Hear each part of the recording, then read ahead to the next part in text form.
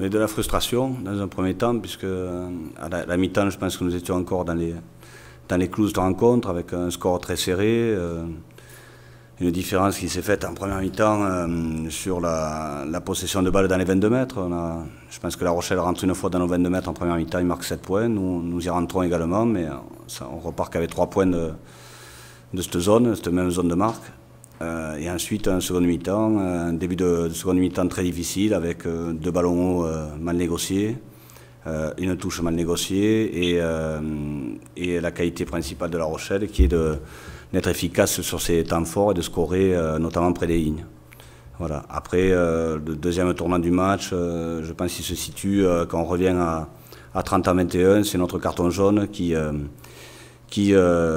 fait qu'on ne peut pas utiliser la supériorité numérique du carton rouge de Rochelet, et que l'on finit le match à 14 contre 14 pratiquement, et qui leur permet de rescorer, de faire la différence, et de nous empêcher d'aller chercher quoi que ce soit en fin de rencontre.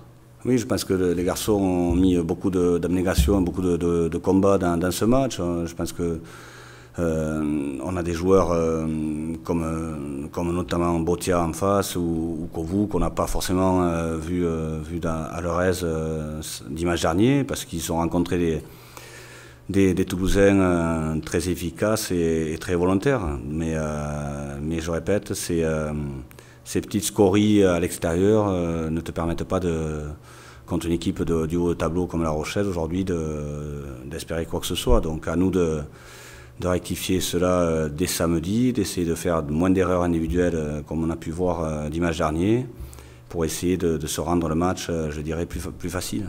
Bien sûr, on va s'attacher à bien finir ce bloc et cette 9e rencontre top 14, puisque la semaine prochaine, nous serons off, nous n'aurons pas de match à jouer. Oui, bien sûr, mais après c'est un match à domicile, et comme tout match à domicile, il revêt beaucoup d'importance contre une équipe qui, comme nous, vise la qualification dans ce top 14. Une équipe qui, d'abord depuis plusieurs années, gêne beaucoup le Stade Toulousain. Gêne beaucoup le Stade Toulousain parce que c'est une équipe qui a un paquet d'avant excellent sur la conquête en touche, qui a une mêlée qui s'est améliorée au fil des années. La qualité de l'équipe bordelaise, elle vient d'abord de ce paquet d'avant sur les phases statiques, mais également dans le jeu courant, puisque c'est des avants capables de jouer dans la défense avec beaucoup de offload, beaucoup de passes après contact de la part de leurs avants, et derrière on connaît la qualité de leurs joueurs, de vitesse, de qualité de duel, avec des garçons comme Lesgourg, Taleboula ou autres qui sont capables sur le moindre ballon qu'ils ont d'aller scorer. Donc on est très vigilants. Maintenant on s'est beaucoup concentré sur nous cette semaine. La semaine a été très courte, on a joué dimanche, on rejoue samedi. Donc on a perdu quand même un jour par rapport à Bordeaux qui avait joué la veille au Racing.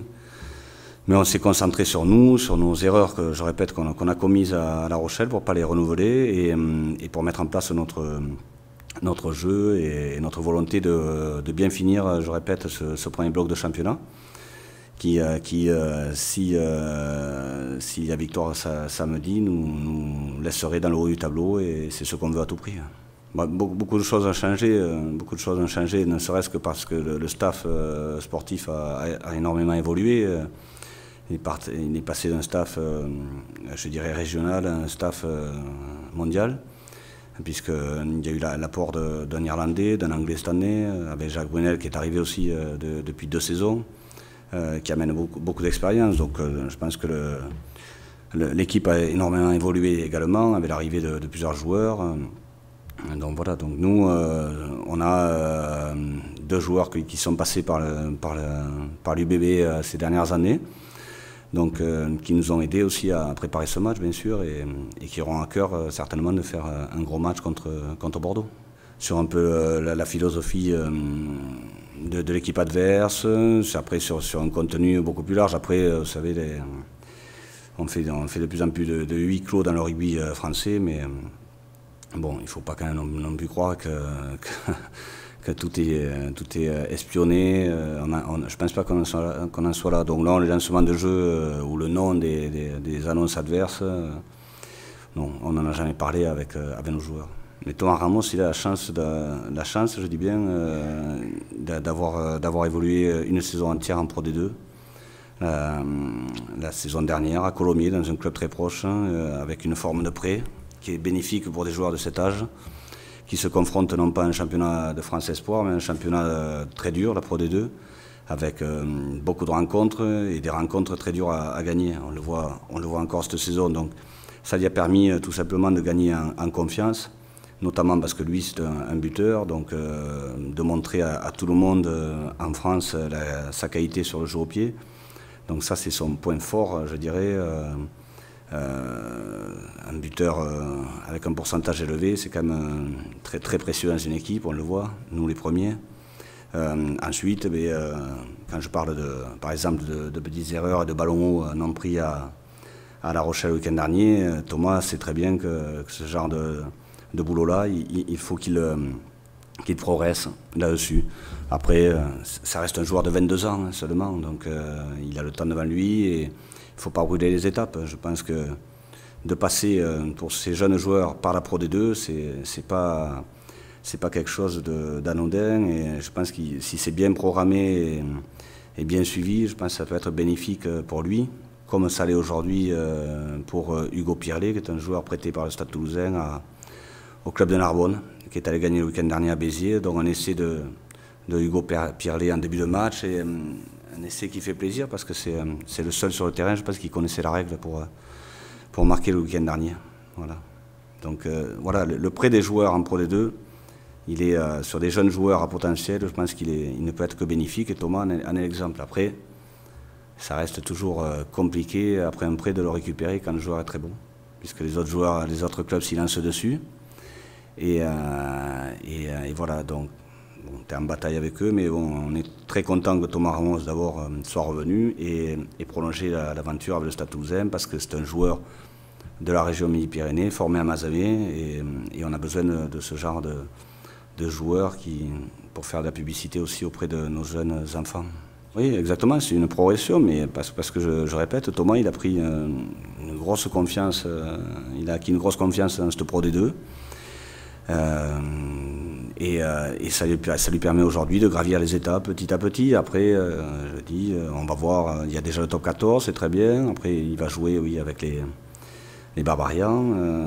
C'est une autre étape dans sa carrière, mais dans sa jeune carrière. Et puis, s'il continue comme ça, bien sûr, son avenir peut s'ouvrir sur d'autres équipes, bien sûr. Sans les joueurs, il n'y a que Johan Huget et Gaël Ficou. Pardon, c'est un lapsus.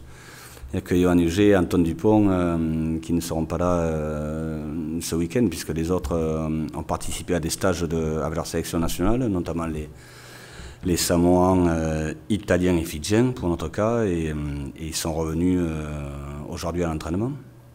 Donc oui, après, je pense que ce sont deux joueurs qu'on aurait aimé bien sûr aligner aujourd'hui samedi contre Bordeaux, mais on a des joueurs aujourd'hui prêts et en sorte de réserve qui nous permet d'être sereins pour le prochain match.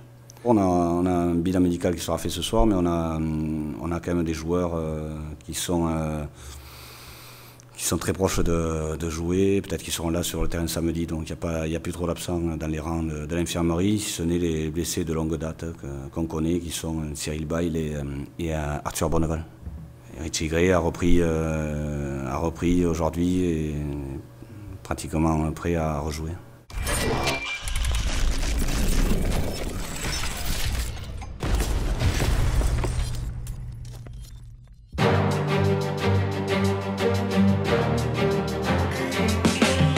Après de longues semaines d'absence, le top 14 est de retour à Ernest Vallon.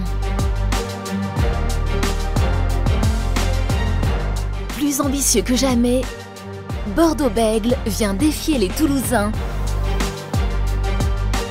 pour le derby du Sud-Ouest.